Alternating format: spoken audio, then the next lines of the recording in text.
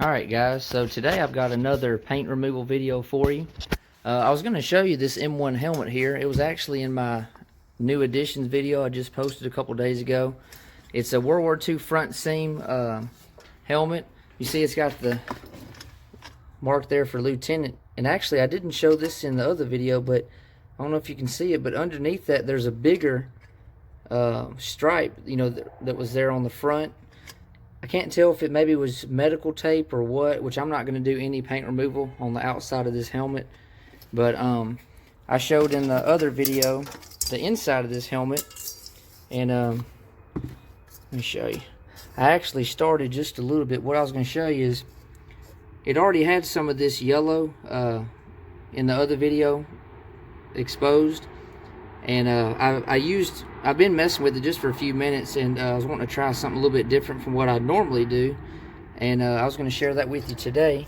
But if you didn't watch that video yet, if you will, I'd really appreciate it. But over here in the helmet, there's a bunch of like letters or numbers and stuff just been painted over on the inside of the helmet.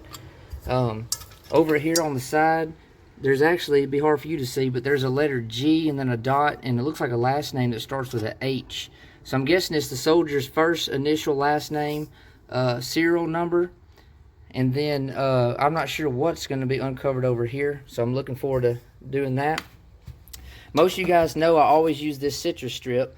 This stuff works great. I've used it in, I don't know, probably like 10 videos now. The only thing is, I've always said, you got to be careful with this stuff because, you know, it can be very messy, and at the same time, this stuff here can, you know, you don't want to keep going and going and going and end up uncovering something and then eliminating it altogether. So use this with caution. It's a great product, and I should be a spokesperson for them as much as I promote this stuff. But it's really good stuff. Again, if you were to use it, just maybe pick a little small area and start small, and then if you start getting uncomfortable, I would just stop altogether. I'm also going to be using this acetone. I've used this in the past with paint removal stuff. I haven't used it in a video, I don't believe, but what I'm going to do is I'm going to use Q-tips. Got them right here. I'm going to use the acetone, and I already started again, but just kind of in circular motions or back and forth, try to lightly, slowly uncover, you know, the yellow paint underneath. And then if I need to, I'll use the citrus strip later on. I know the acetone is going to take longer to work. It's going to be more meticulous and everything, but I don't want to risk, you know, messing something up by using the citrus strip right off the bat. And because the citrus strip, it will eat through multiple layers of paint. And like I said, you just got to be very careful with it because you don't want to uncover something and then it just completely go away. But with the citrus strip, you guys know I always use a toothbrush. So like I said, I might use that later. We'll see. Because this is a lot thicker through here, so the acetone is going to take a lot longer to get through that.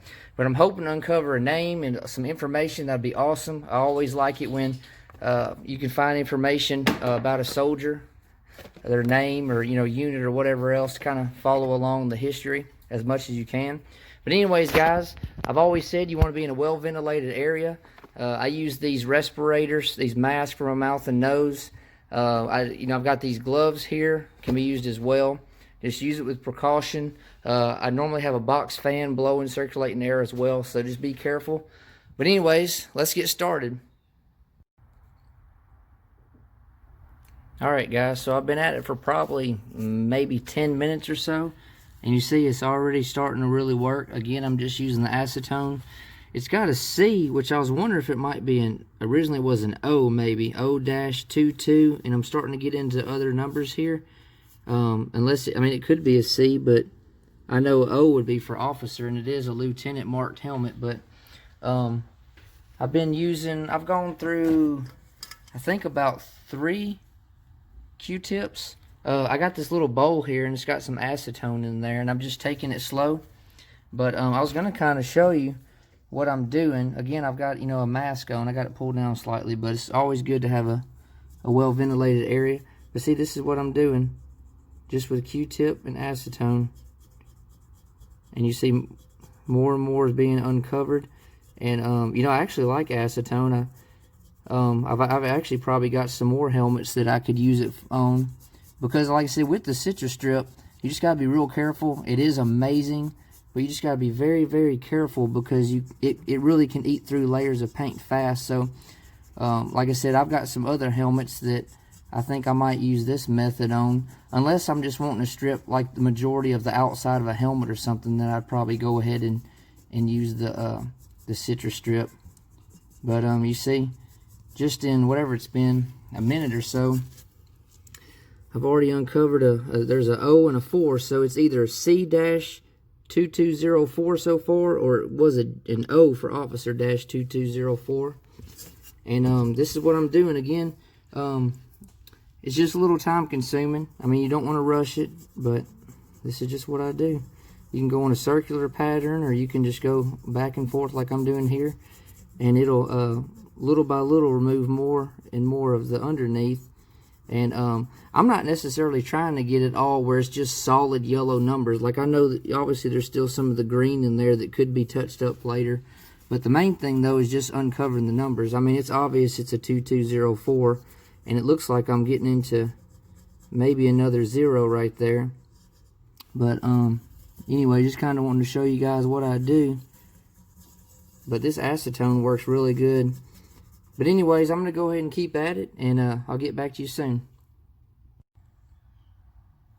Alright, so it's been about another 10 minutes or so, and this is where I'm at. Got I guess it could be a O. I'm still thinking it's probably an O, or was O-2204. It's actually a 6, and then a 1, which the 1 was starting to rub off, so I stopped. And I'm not sure what this last character is. It looks like it's probably another number 4 maybe. So probably O-2204-614, because like I said, this one right here is definitely a 1. The bottom started rubbing off the yellow, so I stopped immediately. But be awesome to find that soldier's information. But again, there's still a lot more to uncover, and I'm pretty much done in this area right here. But I'm gonna move to here, because you can see there's yellow paint, and there's definitely a letter G and a dot, and then it looks like an H of a last name. So I'm gonna start working through this area right here. So let's go. Alright guys, so it's been probably about another 12 to 15 minutes, and I wanted to show you. Look right here. I knew there was a letter G. Remember I said G and a dot, and then I believe the last name started with an H. So there you go, there's the G dot, and I'm starting to uncover the last name, which there was a pretty big area right here of the gray navy paint, or naval paint color, and it's taking some time to really break through that. You know, I could go ahead and use the citrus strip, but I'm going to keep rolling with this acetone, because I mean, I forgot how great this works. And you know, honestly, I was even thinking there's probably, you know, not a lot, but maybe a few helmets that I probably would have had better results if I had used the acetone, but hindsight's 20/20, right? But anyways, I'm going to keep rolling with it. I've gone through about 10 Q-tips or so, and so I'm going to keep rolling, and can't wait to see what the last name is. Just putting more pieces of this puzzle together. But let's go. Alright, so it's been about another 15 minutes or so, and I wanted to show you what I got. So you got G. The last name is actually Humphreys. It's H. This is actually a U. If you can see that, it was a U, which, you know, about half of it started rubbing off, but you can still see that there was a letter U there. So it's H-U-M-P-H-R, and then it was a Y. You got, you know, I got just the top part of the Y there. The bottom, I mean the top right started rubbing off, so I stopped immediately. S. So G Humphreys, H-U-M-P-H-R-Y-S. So G Humphreys, and then you got, again, that could, I think that's still an O for officer-2204-614, I believe. So awesome right there. Now I got to get over here. There's so much over in this area. Like, I can't wait to uncover whether it's a name or a unit or whatever it is. It's going to take some time. This is pretty thick paint, but I'm going to keep rolling. So let's go. Alright, so I've been at it probably about 10 minutes again, and I'm already starting to uncover. It looks like this could be another name, and it looks like it's going to be white paint instead of yellow. So more than likely this could be a helmet that might have been reissued. Could have been used by multiple soldiers, you know, during the war. But That's what it looks like it's going to be, is maybe another last name or name of some kind. There's just so much in here to uncover. It's definitely going to take a while, but things are looking really good. Still using the acetone with Q-tips, and I'm going to keep rolling with that. So let's go. Alright guys, so been at it for a while, and look, uncovered another name. Let me use my flashlight here and show you. If I can get the lighting just right. Maybe not, but it actually says Thomas J. Canigel, maybe? C-A-N-I-G-L. It doesn't, I think that's just like a random paint splotch there. So Thomas J. Canigel, or it could be Canigli. Maybe this is an I, and that's the top of the I. Maybe Canigli or Canigel, Thomas J. And it's also got this right here. I don't know what that is. I thought that was like a number or letter 8. I mean, a number 8 or something. L-I-A. I'm not sure what that random cluster of letters is. Like I said, I'm not even sure exactly what this is here. But anyways, I'm still going. Still looks like there's more to uncover. See right down here, unless that's just a random paint drop. So I'm going to kind of work this area through here and see if I can uncover anything else. And there could be something down here as well. But anyways, I'm going to stay out for a while. Found a lot of good stuff. Maybe I'll uncover some more. So let's go. Alright guys, so honestly I bet you I spent at least 2 hours total doing what I've been doing, and I wanted to go ahead and show you the final results. I went through, check this out, look how many Q-tips I went through. Probably, I don't know, 50 Q-tips.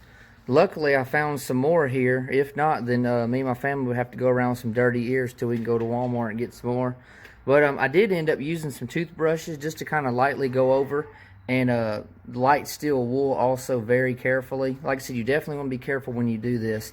But if you haven't watched my new additions video, I was going to show you that, you know, this helmet actually came with this liner right here.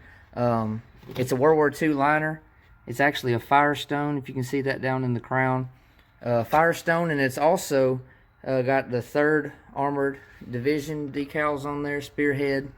But anyways, I went ahead, and I know I said I wasn't going to do anything on the outside, but I went and just lightly started doing the front here, and I started uncovering some yellowish paint under there. The only thing is it's underneath this grayish one here, and I don't want to start boogering this up any more than it already is, so I'm just going to leave it alone like I originally intended to do. But anyways, so here we go. Check this out. I know I showed you the G. Humphreys and the number right there. Look what I just uncovered. Look at all this. It's awesome. So I know I'd already showed you the name Thomas J. It's actually Caniglia. I said Canigel before, but I actually covered part of an I and an A. So it's Thomas J. Caniglia. And then I got most of his serial number. You got US, and it's 55, but there was nothing here. I couldn't make out this digit, and it looks like 0646 if I'm not mistaken. Thomas J. Caniglia. And then there's a random letter S down here. I don't know what that's for. But I also realized that this particular soldier had applied his name at, you know, more than one time, because you see, I know you can see the yellowish tan colored name and everything, but then there's also, I uncovered his name again in more of a white paint. See, you got Caniglia, and this is just kind of a boogered up letter G right there. And then so you can actually see right here above the middle initial J, there's an S, which would be the last letter of the name Thomas, which Thomas would have, I'm guessing, been up here. So it would have been, you know, Thomas just above where Thomas is now, Caniglia, and then you see you got the white numbers right here that are starting to be revealed. It looks like numbers anyways, above these yellowish tan numbers here. So like I said, the soldier definitely applied his name at multiple times, you know, different occasions, I guess. But overall, a really great find on this. And I don't even know if I mentioned it in this video, but at the estate sale, I paid $20 for this set. So it's a World War II front seam helmet. Like I said, it's got the lieutenant mark there. Got the liner, this World War II Firestone, $20. They had $10 for the helmet and $10 for the liner. I couldn't believe that, because most of you guys who are collectors and watching this know this is probably, I don't know, a $100 set, maybe $125, $150 set. You know, and I'm just so thankful that I was able to add it to my collection. But it's always good, like I said, where you can add, you know, names to stuff or units or whatever else. You know, it's really fun. You know, doing paint removal like this. And I actually liked how the acetone worked out compared to Citrus Strip. Again, Citrus Strip is amazing if you want to, you know, just uncover, like completely apply it to the whole of shell of a helmet to remove all of the whole layer on the outside. But for little jobs like I just did here, it'd probably be better to use the acetone. It's more time consuming, but it'd be more careful so you don't mess up anything good. But anyways, guys, hope you like this video. If you're just watching and you haven't already watched any of my other videos and you're not subscribed, please consider subscribing and checking out my other videos. I'm always adding new stuff to my military collection, coming up with new ideas for making videos, and I'd really appreciate your subscription and support. Please like, comment, and share, and I'll be getting back to you guys soon. So thank you.